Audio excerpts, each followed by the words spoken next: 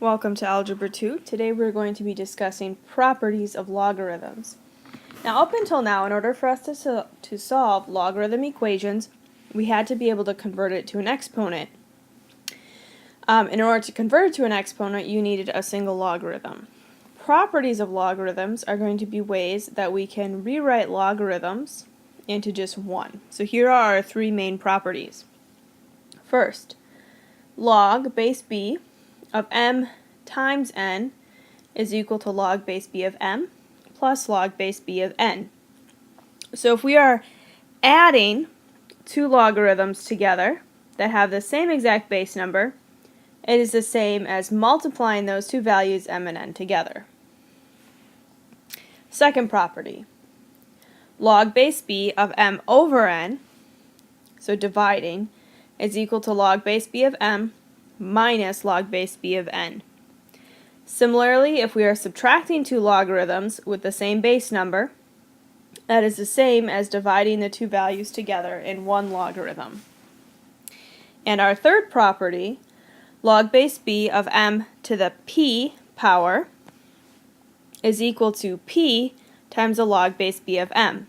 So if we have an exponent here, that exponent just gets multiplied out in front.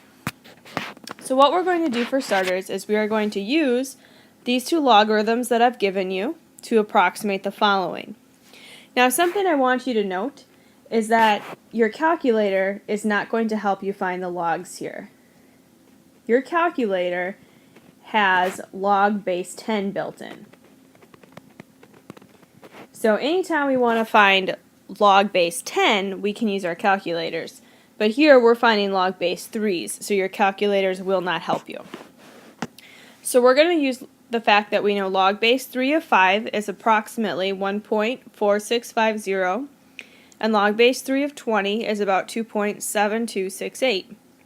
So if we want to find out what the log base 3 of 4 is, we want to take our value 4 here, and we want to think about the values 5 and 20, and how can you get 4 out of 5 and 20? By multiplying, dividing, or using powers. In this case, you can divide 20 by 5 to get 4. So we will rewrite this as log base 3 of 20 divided by 5. Now we can use our property here. Our property here that tells us that when we're dividing those, we will be subtracting them. So this is the same exact thing as having log base 3 of 20 minus log base 3 of 5. And we know what log base 3 of 20 is and what log base 3 of 5 is, so we'll plug those in.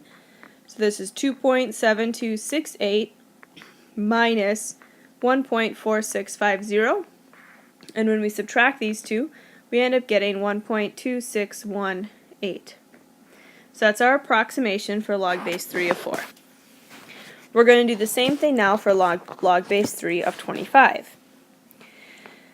So now we want to look at our value here, which is 25, and we want to multiply, divide, or exponents with the numbers 5 and 20 to get 25. Well, 25, we can use exponents to get there by saying it is 5 squared. Now this exponent here, because of our properties, it really ends up being multiplied out in front, so using our properties we can rewrite this as 2 times the log base 3 of 5, and we know the log base 3 of 5, so this becomes 2 times 1.4650, and so when we multiply that we end up getting 2.9300, and that is our approximation for log base 3 of 25. Alright, so now we're going to do a couple of other examples on the next slide. So still using log base 3 of 5 and log base 3 of 20. First one is 100. So we want to see how we can get 100 by multiplying, dividing, or using exponents out of our numbers 5 and 20. Well, we know that 100 is 20 times 5. So we can rewrite it as log base 3 of 20 times 5. Now using our properties, 20 times 5 is the same thing as log base 3 of 20 plus log base 3 of 5.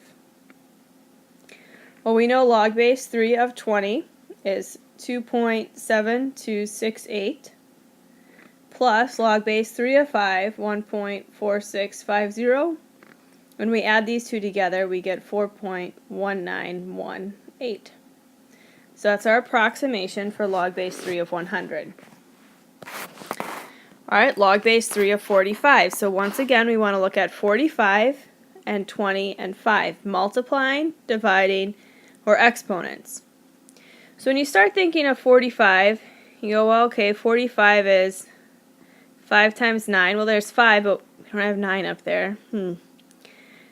15 times 3. You start thinking that, and you can't get there with just 5 and 20. But if you look at this 5 times 9 here, there is one other logarithm that we always know, and that is log base 3 of 3 equals 1, because we know 3 to the first power is 1. The other logarithm that you always know would be log base 3 of 1 is 0. Okay, because 3 to the 0 power is 1. So these are two logarithms that you also always know regardless of what the base number is. So if your base number is 10 here, log base 10 of 10 is 1, and log base 10 of 1 is 0. These are two that you can also use. So keeping that in mind, I can then rewrite log base 3 of 45 as 5 times, instead of 9, I can say 3 squared. So we'll say log base 3 of 5 times 3 squared. Now using our property of logarithms, we're multiplying, so it's going to be split up to adding. So log base 3 of 5 plus log base 3 of 3 squared. And then our other property of logarithms tells us that when we have this exponent, it gets multiplied in front. So this then is log base 3 of 5 plus 2 times log base 3 of 3. And now we can replace what these are equal to. So log base 3 of 5 is 1.4650 plus 2 times log base 3 of 3 is 1. Well, so when we combine these together, we get 3.4650 for our approximation of log base 3 of 45. So now we're going to take what we were just doing and we're going to apply that to solving equations. So our first equation that we're going to solve here is 4 times the log base 2 of x minus log base 2 of 5 equals log base 2 of 125. In order to solve this, we need to have this written as one logarithm on the left-hand side. So we're going to take our properties and we're going to reverse them. So notice this first one, there's a 4 in front, so that becomes an exponent. So we're going to rewrite it as log base 2 of x to the 4th minus log base 2 of 5 is equal to log base 2 of 125. Next, we notice now there's a subtraction sign, which means we end up dividing these. So this ends up becoming log base 2 of x to the 4th over 5 is equal to log base 2 of 125. Now we have one logarithm equaling one logarithm. Therefore, what we're taking the logarithms of must also be equal to each other. So we have x to the 4th over 5 should equal 125, and now we just solve this. So we would times both sides by 5. So then we have x to the 4th is equal to 625. To get rid of x to the 4th, we would take the 4th root of it. And the 4th root of 625 is 5.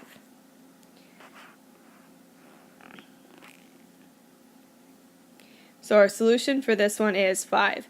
Now we do know that if we were taking the 4th root of 625, we would actually end up having a plus or minus 5. The negative 5 though doesn't work because we can't take the log of the negative number. And we also know that we also would end up having some imaginary numbers in here because it's a 4th root, but those also will not work in logarithms. So positive 5 would be our only solution.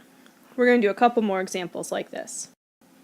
So we want to solve log base 8 of x plus log base 8 of x minus 12 is equal to 2.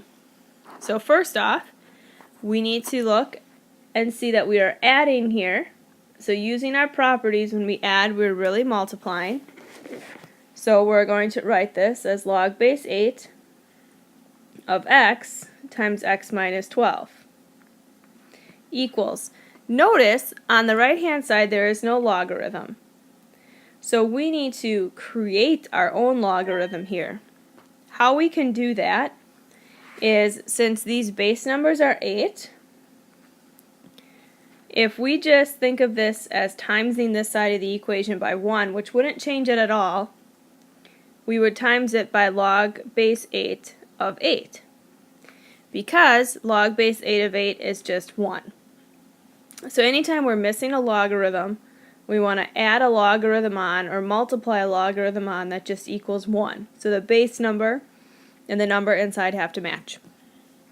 Then using our properties, the 2 becomes an exponent. So this then becomes log base 8 of 8 squared. Now the two logarithms are the same, so I can now just set the insides equal to each other. So we'll distribute the x. So we have x squared minus 12x is equal to 8 squared is 64. We have an x squared, so this is a quadratic. We want to get it equal to 0, so we'll subtract the 64 over. So x squared minus 12x minus 64 is equal to 0. From here, you can factor it, complete the square quadratic formula. This is factorable though. This would factor to x minus 16 times x plus 4. And you can just quickly check that. Outside plus 4x, inside negative 16x certainly gives us the negative 12. And then solving each. So x minus 16 is 0, gives us x is 16. X plus 4 is 0, gives us x is negative 4. Now considering our starting equation, if x is negative 4 here, right here when we plug x in to be negative 4, we're taking a log of a negative number, and that's not possible. So the negative 4 doesn't work. But when you go through and check the 16 in, it certainly works for both of those. So here x is equal to 16. Alright, we'll do one last example. Here we have 3 times log base 5 of x squared plus 9 minus 6 equals 0. In this particular case, I would probably try to get this log base 5 alone, since that's the only log base 5 we have right now. So to do that, we're going to add the 6 over. So then we'd have 3 times the log base 5 of x squared plus 9 is equal to 6, and then divide by 3. So we have log base 5 of x squared plus 9 is equal to 2. You can do two different things here, and I'll show you both. First is, since we have a logarithm equaling a number, we can certainly write this out using our exponents. So we certainly can go 5 squared should equal x squared plus 9, or 5 squared is 25 equals x squared plus 9, and continue solving it like that. Or, since there's a log base 5 here, we need a log base 5 on this side, and we'll make it a log base 5 of 5, so it's like we're timesing by 1. And then rewrite it using your properties as a 5 squared. So you would have log base 5 of x squared plus 9 is equal to log base 5 of 5 squared. Then we have two log base 5, so we can just make the insides equal. So x squared plus 9 is equal to 25. And that is the same step we were at right there if we decided to make it into an exponent. Either way is perfectly fine. So taking it from here, we would subtract 25 from both sides. So we have x squared minus 16 is equal to 0. That factors to x minus 4 times x plus 4. So solving both of those, if x minus 4 is 0, that tells us x equals 4. If x plus 4 is 0, that tells us x equals negative 4. And when we look at both negative 4 and positive 4, plugging it into this original equation, because that's an x squared right there, negative 4 squared is a positive number. Positive 4 also works. Our solution for this equation would be both positive, and negative 4. Both of these do end up working. So there we solved that logarithm.